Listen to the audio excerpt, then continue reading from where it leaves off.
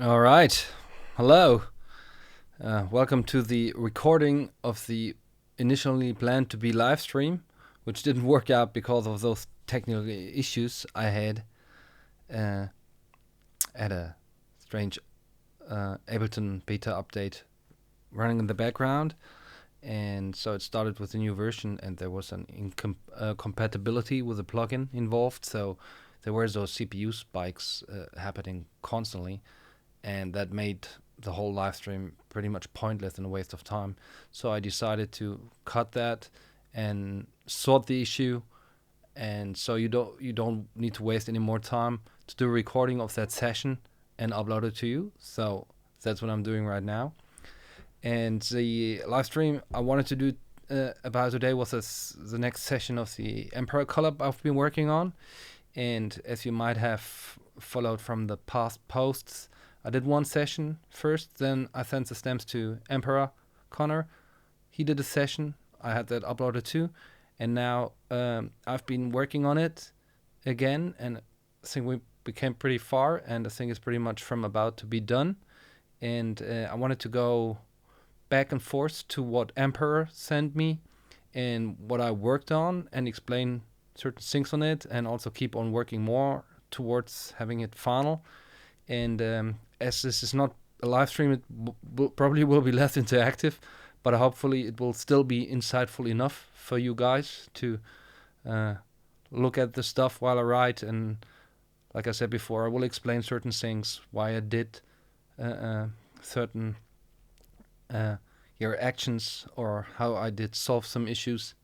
And I'm gonna start by playing you the version Emperor sent me first, this time clean without CPU spikes, and then I'll switch to what I've been working on, and we're gonna go through this step by step, and I'll explain you what I did change and amend. So yeah, let's go. So this is the Emperor version he sent to me.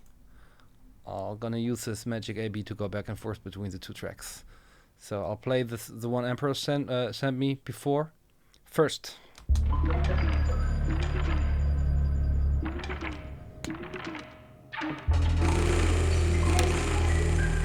I like the minimal take on the intro. He did adjust. I like that. I felt like it needed a little more tension, a little more character, but I like the move.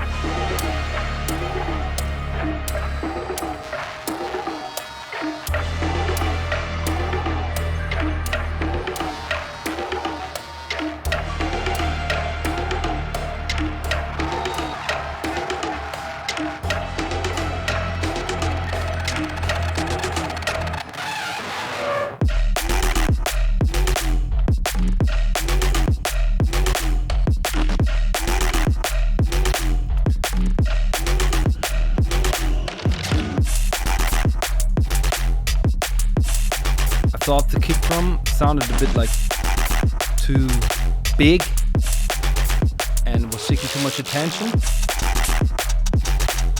Also, I felt it was lacking definition.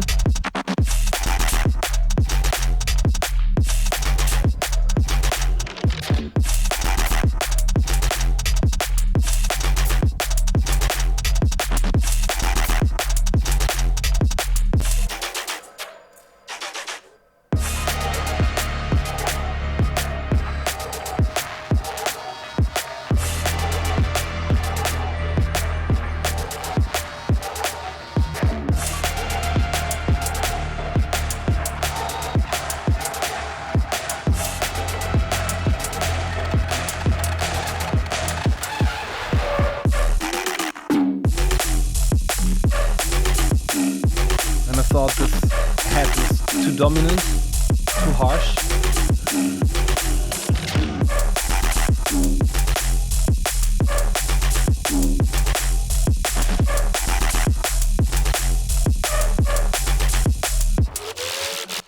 Alright, so now I'll straight go to what I did.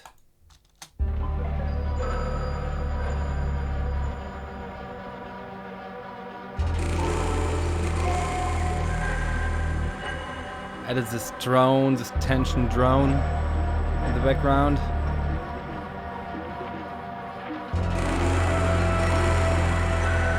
also more width to the lows.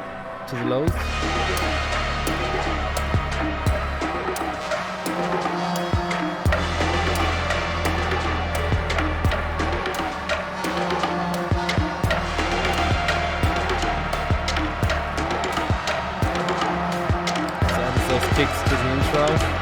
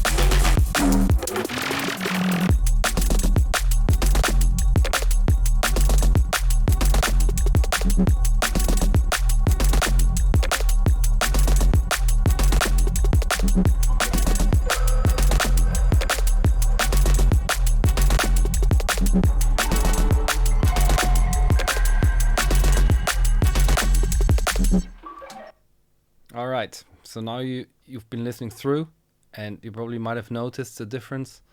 I try to get more definition and more, let's say, more glue and edge, and also a bit more crispy sound into the whole thing. And one of the main things I did alter, one of the main things is like I did substitute the kick, because the initial kick we had, I felt, like I mentioned before while it was playing, was a little too big. That's the old kick. It's like it felt so mute when it hits. It's like it was just the kick, and now the kick is shorter and it's a bit more bright, and I think it kind of goes together better with the sub. So I'm gonna play the new one now.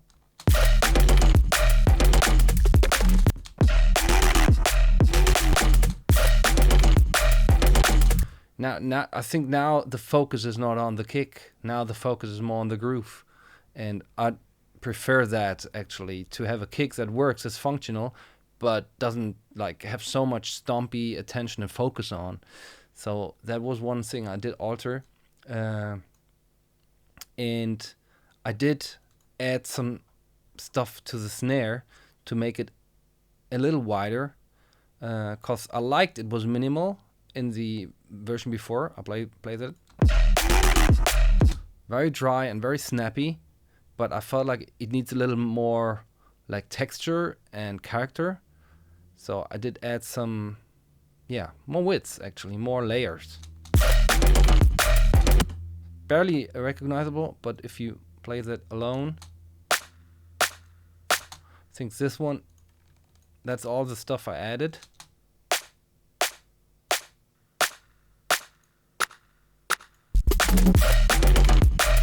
Some more tone to it, and I made sure when you layer snares, you just make sure the Phace kind of fits, or like I used a fade here, and also did use some transients for like a snappy transients here, and I think that works way better.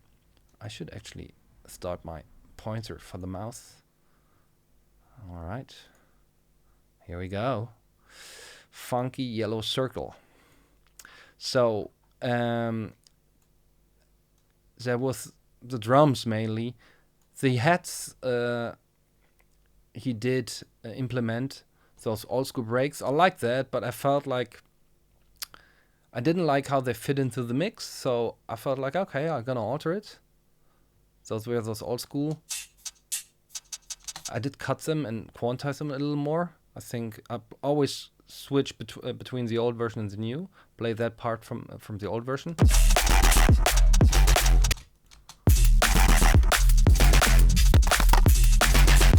Now again, I took that element more in the background, but tried to get the music and all the other stuff more in the foreground. So the focus doesn't really go on that one element only, but rather the focus stays on the track. So that's the whole perk. Nothing too fancy here. I think I did add some more verb to the heads. Yeah, but no, nothing really I should talk about because it's so minimal. But I did add some verb here and there to the heads to get them sound a little more roomy and wider. One thing I did work on a fair bit is this whole bongo lead thing, which is pretty much the theme of the track, like this part here. And what I did add made a big difference to me. I added a layer of some frequency shift, like a ring shifted layer, but I don't take the whole frequency range. I just use the upper parts, and I'm just gonna bounce it, mute it. See, it's very wide. It gives the whole thing a lot of width. Because I felt it was just like so much just in the middle, and it should be also wide. And I love to use frequency shifter or ring shifters to alter that element slightly and bring some spread in it, and get that element more width, and layer it up wisely, and make sure the lower frequencies don't conflict too much. And but I also did add some stabby perks to go, I think, with the minimal layers, just like certain tones. Main thing, that was actually something I and John Connor talked about, was a drop, because as you hear on that old version, when it drops, full on mid range, it's like full on in. And we felt we're gonna steal a lot of excitement already on the drop, and why not having a more twisted version of the bass, like not the full frequency mid-range sounds on the drop, but rather implementing that later on the second 16, and have like a part where you take off those upper mid-range frequencies, filter them away, and have other elements kind of give you a more special feeling. So I'll show you what I did here. So I did, as you hear, I did that's the thing. This EQ did the job actually to me. And it's crazy to do that. It's like this mid-range element. I'm just gonna mute it. Here, that's just muted right now. That's full on. But I felt like it did miss upper bass frequencies. And it also did miss a little sub pressure.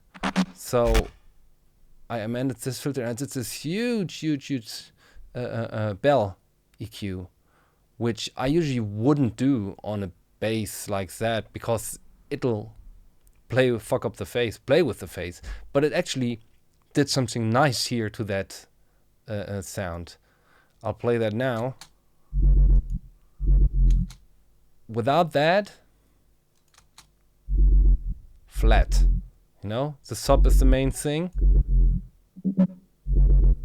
And now you have this bit of distortion and more aggressiveness in the upper bass, and that's gonna give a lot of more warmth to the whole track. And I came to the conclusion to do this little bell, a technique which I sometimes use. I'm gonna switch this off. Is I use my sound card and just turn on a filter, so I just hear the low information.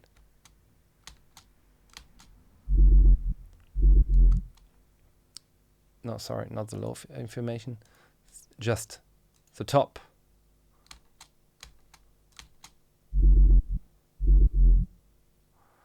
And then you hear, when you add that bass, you feel that it adds something to the mix. You hear that? Not as powerful in the bass. It really gives it's a bass that is audible. The bass you can hear on small speakers. That's this area. And that's what I think the whole riff was missing. So I really liked that boost, even though it is pretty crazy to do that. But it really works in this context. And I'm like, okay, yeah, sometimes you have to do stuff that some people who would work really clean wouldn't do. But it'd be like, this is fucking, it's cool. It's got edge. So that was a big change towards the original version, where we just kept the mid-range in bang on from the drop. I can switch off that filter, even though I like to work. Sometimes I work with this low cut on for hours and I forget it, and then you switch it back on and you hear all the sub and you're like, oh shit, this is cool stuff. So, and as I did steal those upper frequencies of the mid-range, to make that part a little more interesting, I did add certain elements on top of it, and I'm gonna show you which ones. And for one, it were generally a bit more of low mid knock as well, and this is 808 sound, which plays the riff but just adds those frequencies around between 200 and 400, and also they are quite wide. Here it's really minimal layers, but they do add up and they make the sound to become fuller and more interesting and more impactful. And I think especially the lower bass areas where the harmonic is, that's where all the music is. That's the area which is really hard to treat. And I think sub and tops are a bit tricky too, because sometimes you end up being too harsh, but you find ways. But I think to get the mid-ranges right, that's where I think where the main work is usually, where I try to listen to the stuff, identify certain holes in the mix and be like, hey, this is going to bring some warmth to it. So that element definitely helped.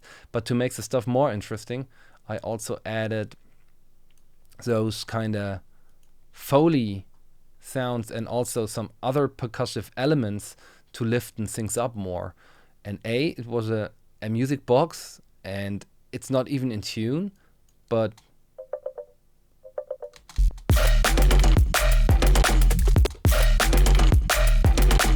you hear how interesting that element makes the whole riff when it's low cut. I think stuff like that is, for me, really the key to make stuff really interesting in the mix, where you're like, wow, fucking this is crazy. So this element to me made it all coherent and completed that section. And I got this Foley sounds, which I really liked. Glass recordings.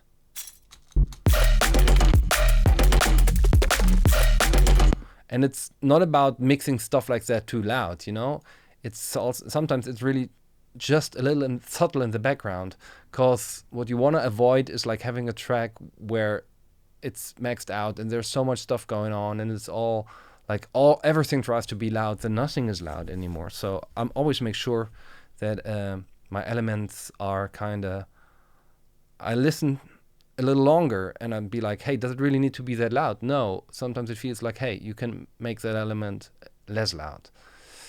And I did another thing which I did add, which I thought was really essential, like some percussion more, to get it more rolling and not as static. Like I'm gonna mute those percussions I added.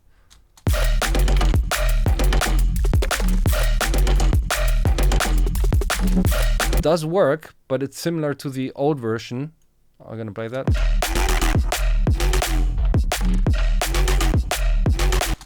But I feel like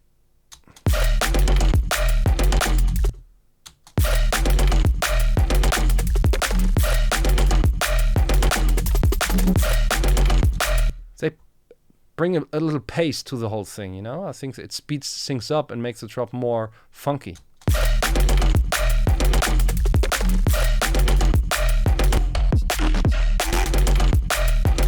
And this, as you notice, the step on the one, the which isn't actually on the one. I think it's a little off. I think it's that one. Well, that's one part, because that's the initial step. No, it's not. It's the bongo. Of course, it is the bongo. And I added some sounds to make it a little more interesting. Also off-tune sounds. Well, I noticed this one actually has too much low energy. I'm gonna bring this down a bit.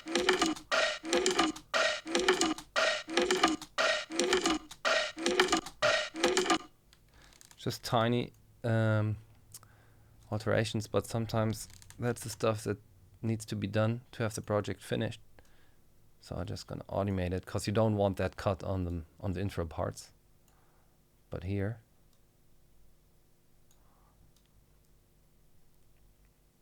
all right.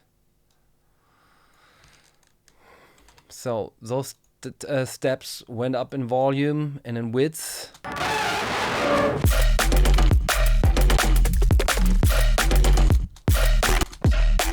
Version.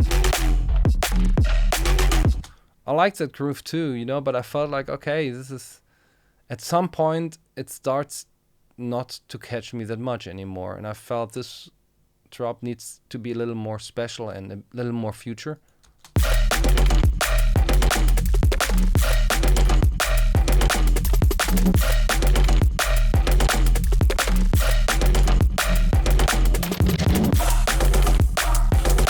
And then a change of the 8 bars.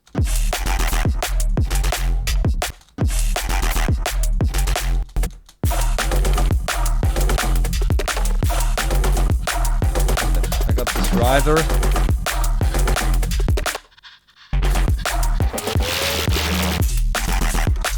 This riser has too much high end. I think it sounds too harsh.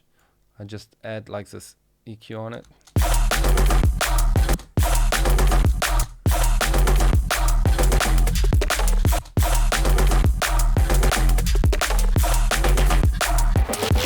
Or we could do some crazy sheeting on it and just add them to, like on harsh stuff, my go-to is definitely Phace. Let's try that.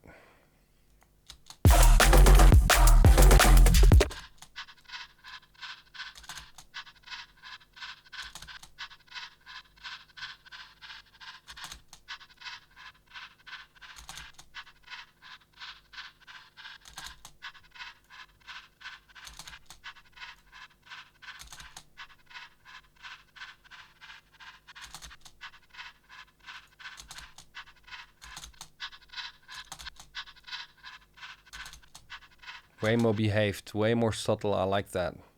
Especially this one spike. This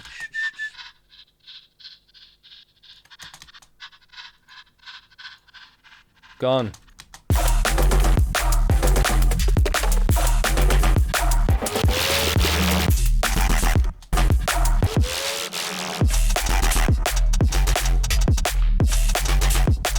So that's the old version, new version. this one percussive break sound is actually Foley of wood sounds and just sequenced like the riff, but just used in a different spot, like da da da da. And it's got too much low. I think that stuff I added late, so I didn't really add final processing on it. But that, as you see, this low stuff, you don't want that.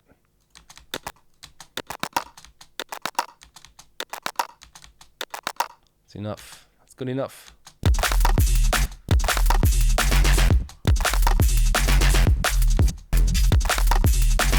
And I like it. It is so loud in the mix. Well, not too loud, but there's some attention to it.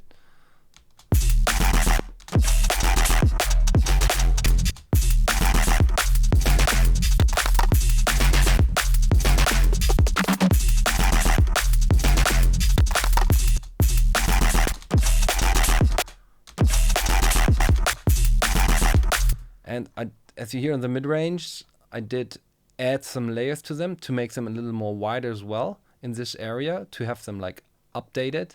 And I think those were the layers. I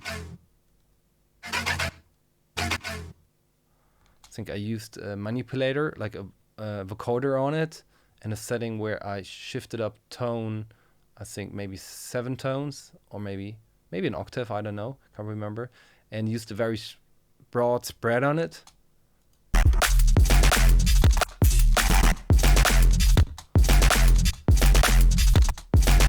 See how much that adds in terms of width and like compactness.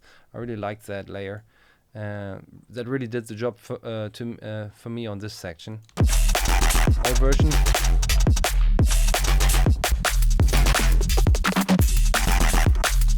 One thing I kind of do like about Emperor's version now is that mono classic old school head, which is a bit off. Maybe can bring that back in. Again, let me see if that's maybe easy to implement. Current project. All right, bounce.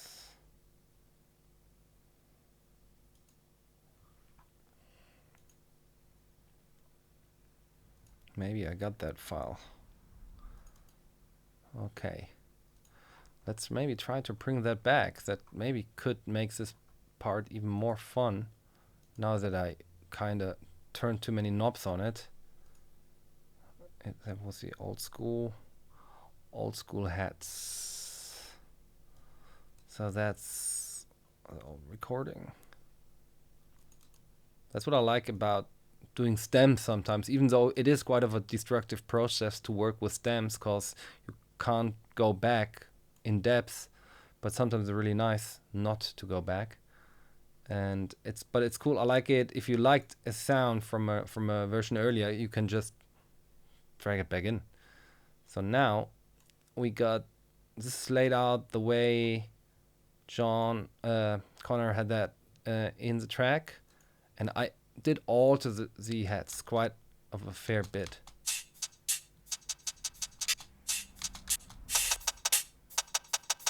Here, so I actually, what I'm gonna do, because I like those dry hats, those dry ones, I'm just gonna keep those, and they are slightly off, but I like that.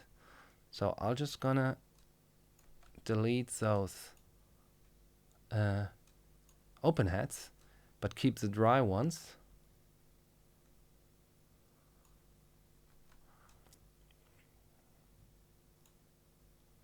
Keep the dry ones.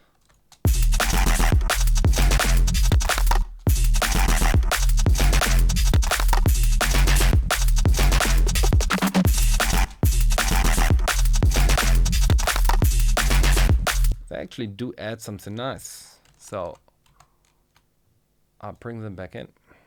Nice one, Connor. It's actually cool sometimes to, if you A and B on tracks, on versions you did before, and you feel like, oh, okay, wow, this element was kind of made sense there. Gave it some more funk. Gonna route it on a sidechain.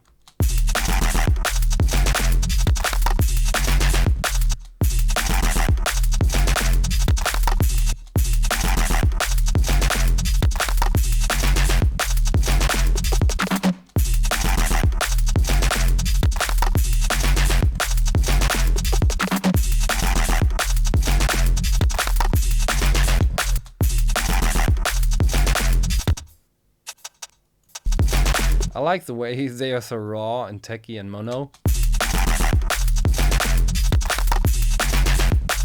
Let's mix them slightly more in the background.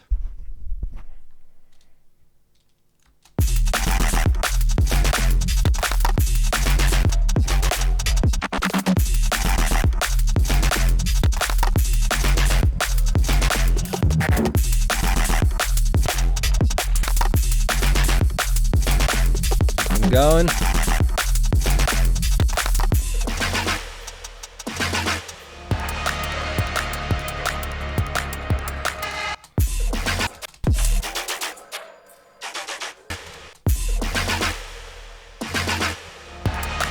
the transition and that middle part.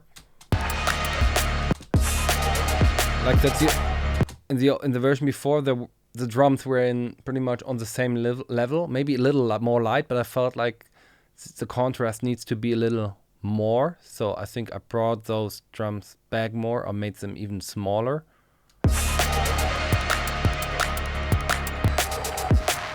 Yeah, and I got rid of that snare, just to have a change of scenery in this part, like a defined change of scenery.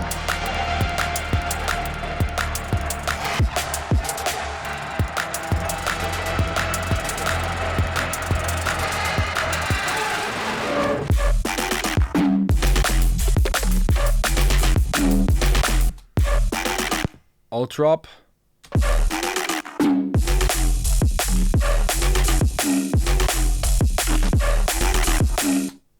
My drop.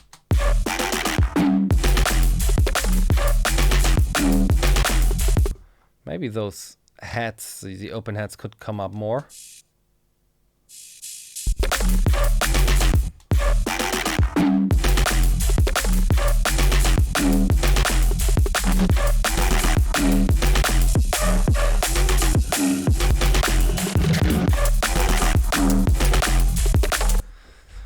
That mid-range boost still glues things together so nice. Even on the second drop, you hear such a big difference in the upper mid-range. It's way more full and way more like warm.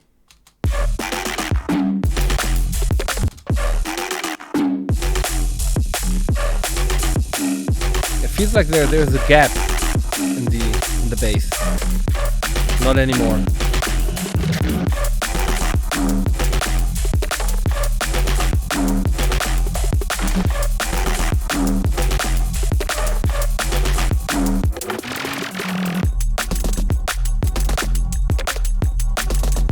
Yeah, that area I built just added to the track, and it felt like, okay, story has been told. So now let's take it more back, everything, and let it roll, and like also get rid of the mid-range.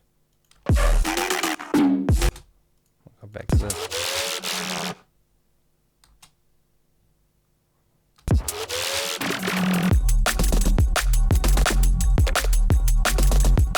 And I did add some,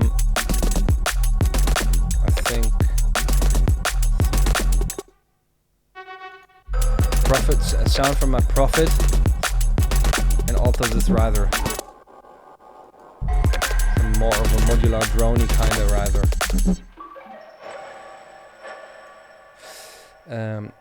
But what I didn't do yet is like all those changes I did implement on the drop. All those little layers of the Foley sounds, of the other stuff that kind of makes the other things on the drop more special. I wanted to see how I can implement that in this area as well, maybe, to have it more coherent throughout. And oh yeah, the other thing which I did add, which is always nice to do, And if you have operator, it's very easy to do. It's a noise head that evolves over time. So this is just one oscillator used noise and filter used. Actually using that filter, not the one in the mixer, because I have that one low cutted slightly. Open up and do play with the decay, but this is sidechain, so it sounds a little not as prominent. So if I turn the sidechain off,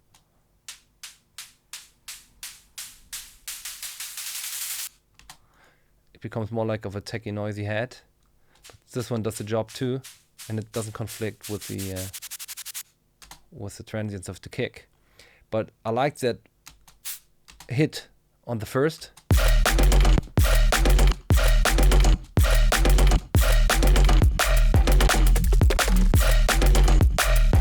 It gives the whole bass a little more distortion.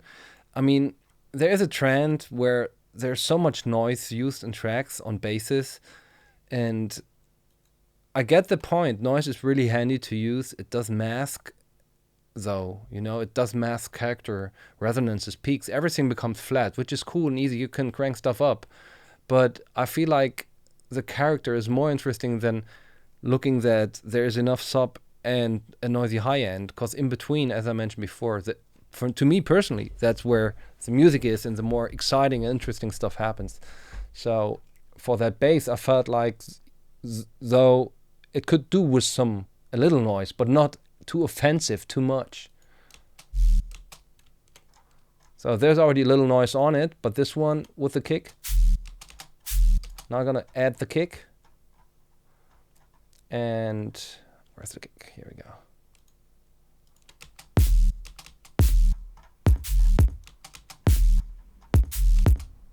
And without it, works too. But this feels more like the sub and the kick kind of start to become one. Where this one you hear the bit sidechain gap.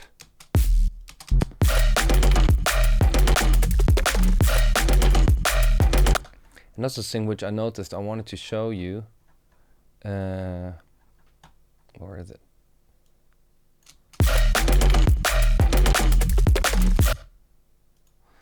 Those things.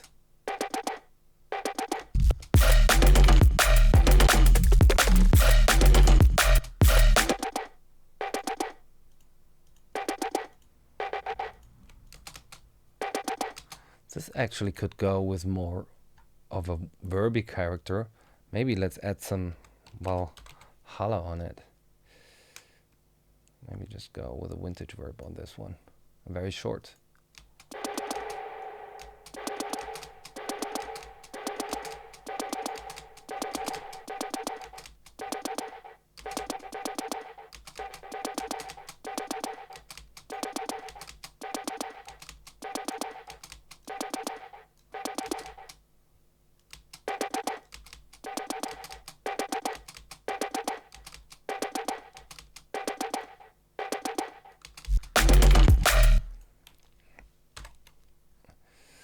I think I want to add it as a layer and have still the main signal in strong, unchanged.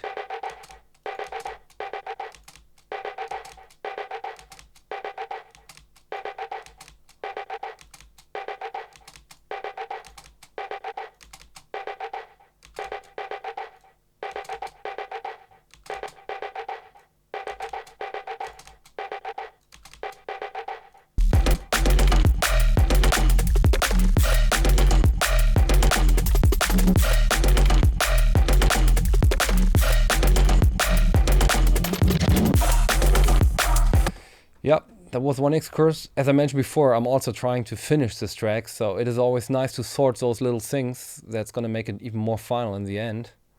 But one thing I wanted to show you is like the sub hit itself. Maybe I can open up a span. Okay.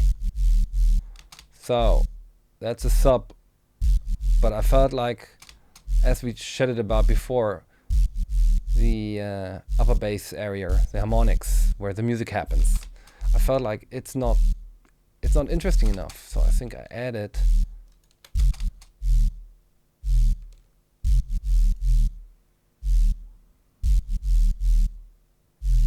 you see how that element kind of makes the third harmonic way more prominent in the mix.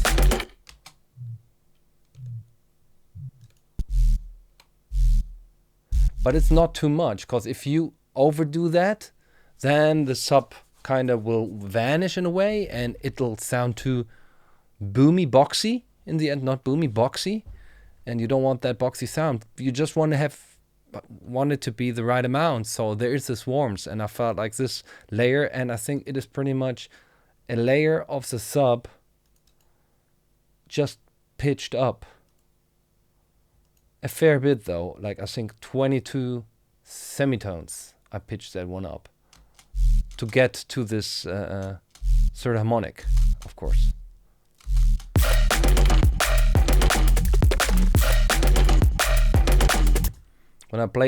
When we look at the span and I play that old version, see in this area not a lot. Maybe I can make this more slow.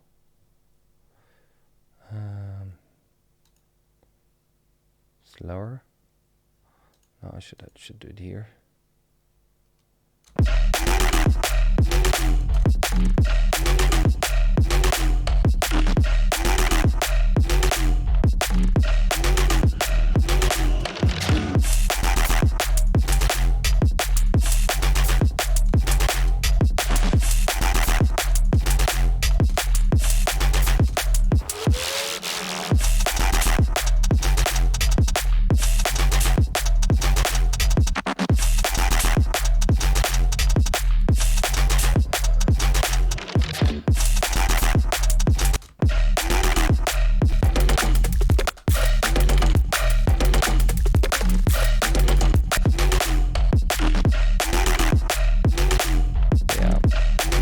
More,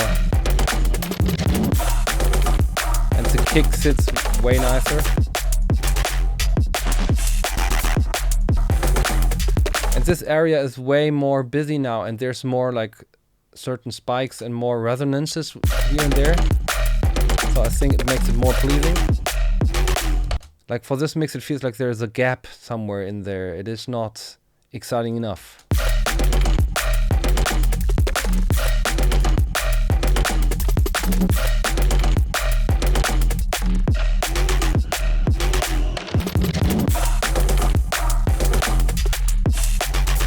And as you see, like in this area on the snare, like the layers I did, they add up in this section quite a fair bit.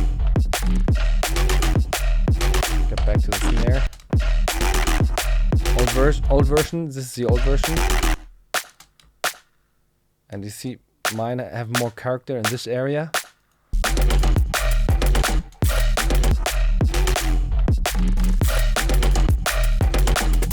More snap to it.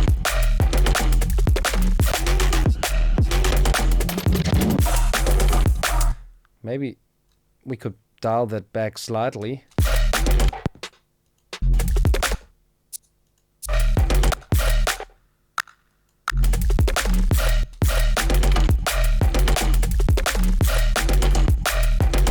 But I think that's the layer I got here. It's more of a clap layer.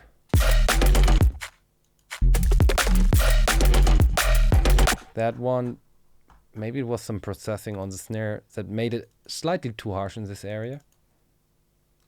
Let's see what I did on this one.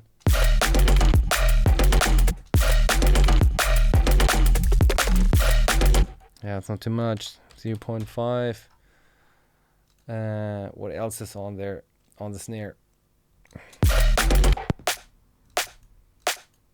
Oh yeah, some ADT. But that's just side information. Yeah, that's just a double tracking tool which I use, which is like old school as fucking hell. But it's pretty easy to do double tracking on it, and it just like one side is a little more delayed to the other side. And what I do to just have that side information, to have the width of it, I just cut out all the mids and just use the side signal on it. So now this is just side.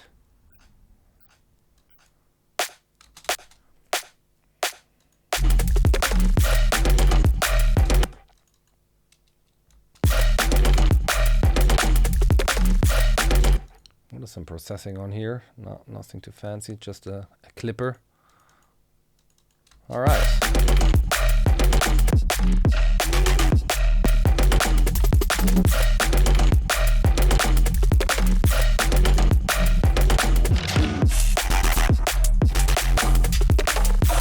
I like the snare like this. It is not as transienty, and it isn't not so simple. It is, and it's also not so, let's say, draws too much attention. Like, I don't put that much focus on the new snare.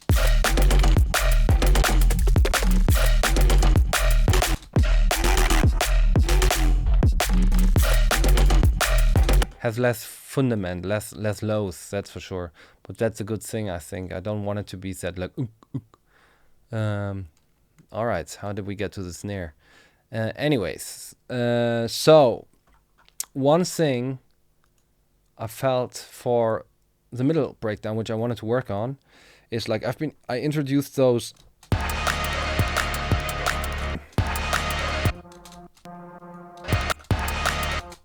was a click.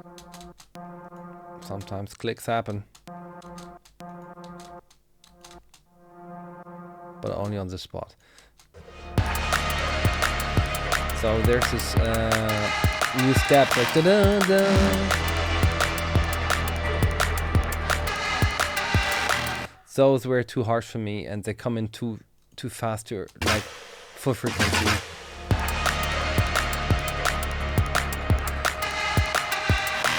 Definitely gonna try and filter them and let them evolve over time.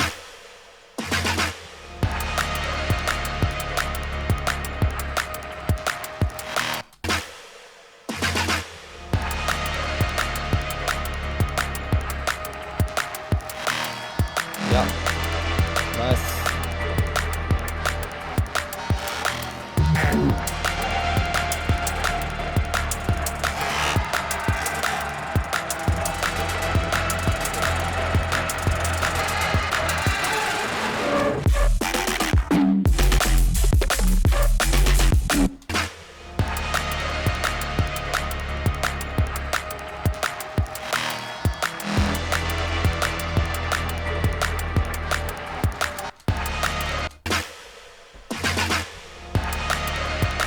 I feel like the bass, the sub could be a little more present in this part on those drones. Gonna put this away.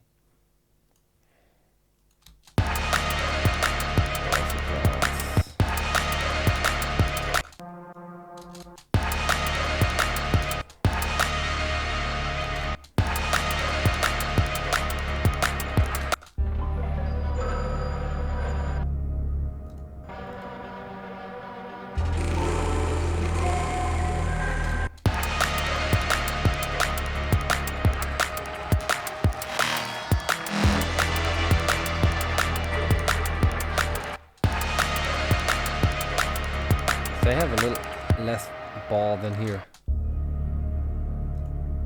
I like that sub more. So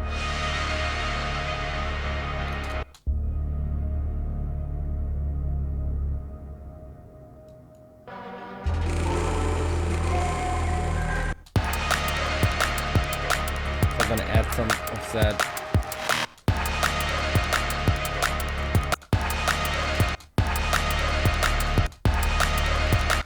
For boosts like that, you should usually roll with a shelf.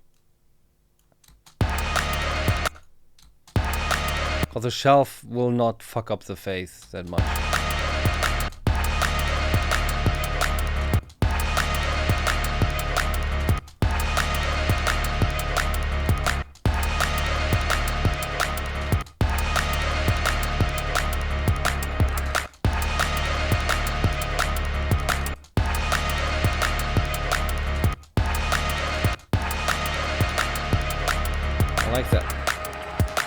good addition.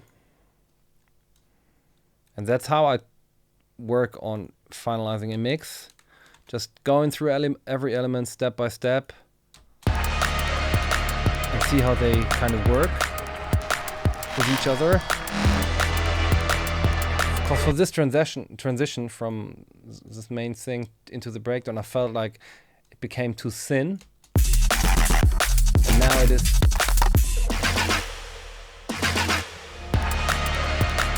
way more nice.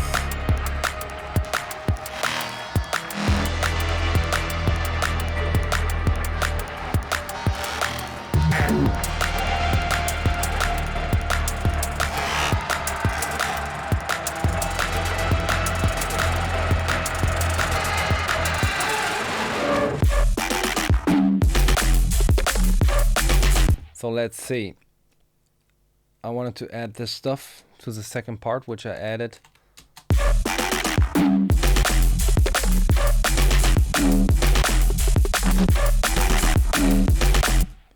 Yeah, you always need to copy the modulation.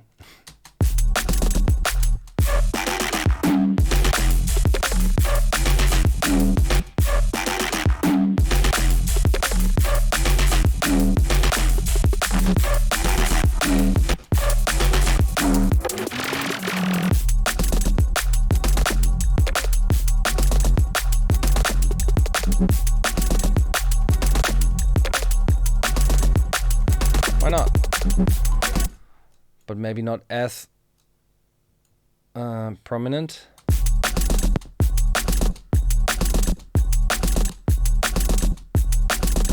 I like that about the whole new modulation in Ableton.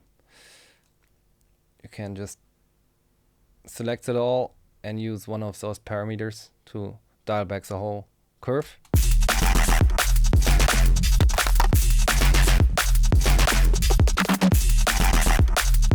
Slightly alterations always do the job to me. It's like that keeps stuff interesting.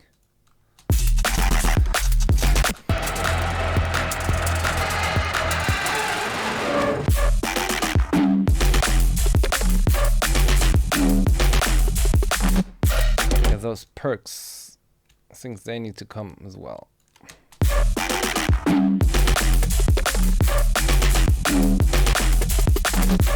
Yeah.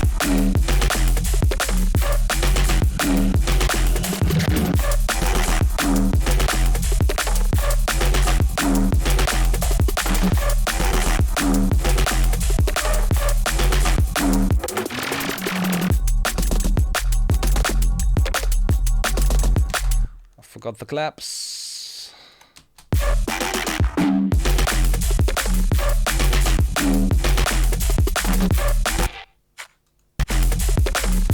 They are just really just subtle in the back and make the whole snare sound more spread. Just gonna add them because all the bottom stuff I added late to the track, and I always need to bring it back into order. So now I can play this together. Sorry.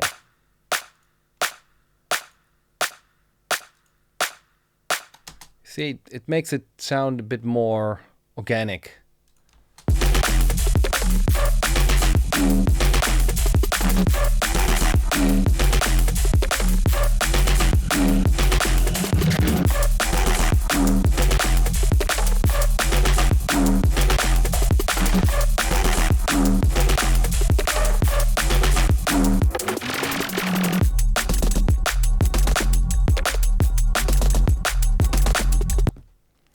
How about this rather?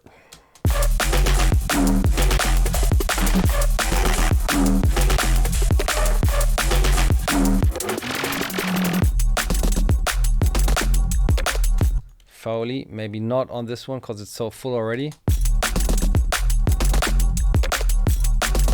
Nice. And for the Foley stuff, I really just went with the no low mid stuff and no basses at all, because really you just want the texture, the high sparkle texture of it. But this element might still be handy.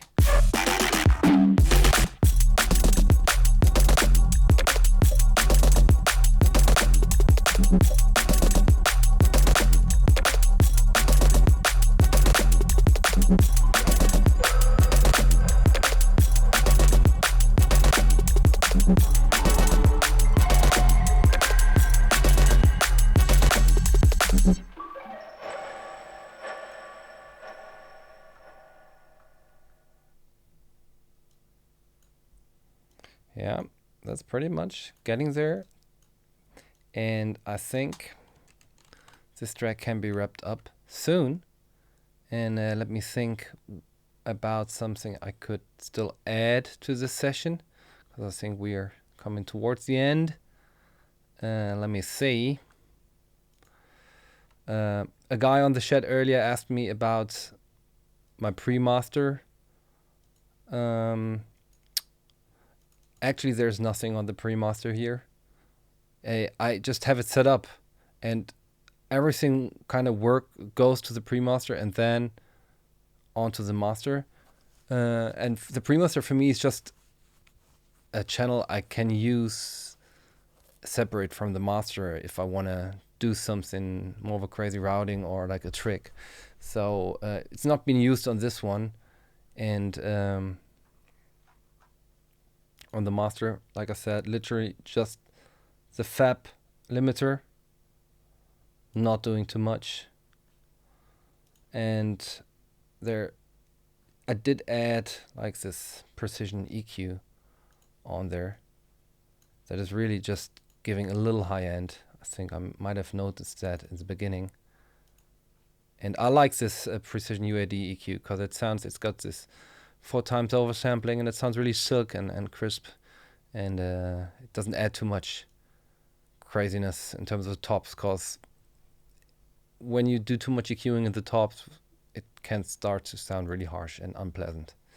So yeah, I guess that's it for now. I just wanted to keep you up to date on that session and how we like progress with the track. I think it is about to be finished.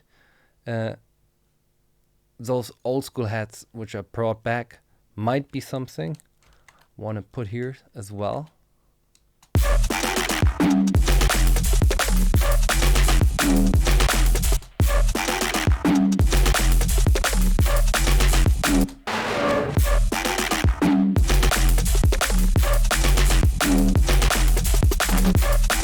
Nice addition.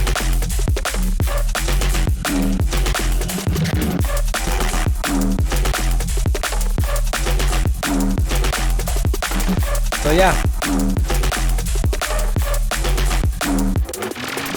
that's about it from me for today. Sorry again for the live stream fuck up.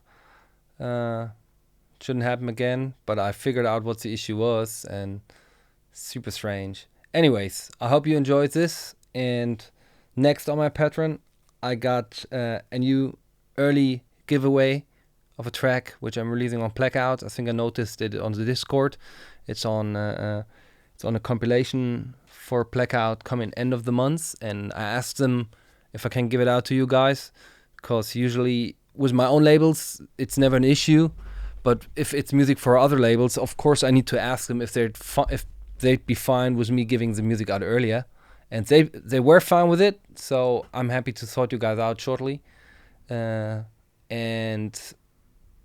FaceTime podcasts coming up, like the Scandi one, is finally done. That took a while, but we had to go back and forth on timing issues.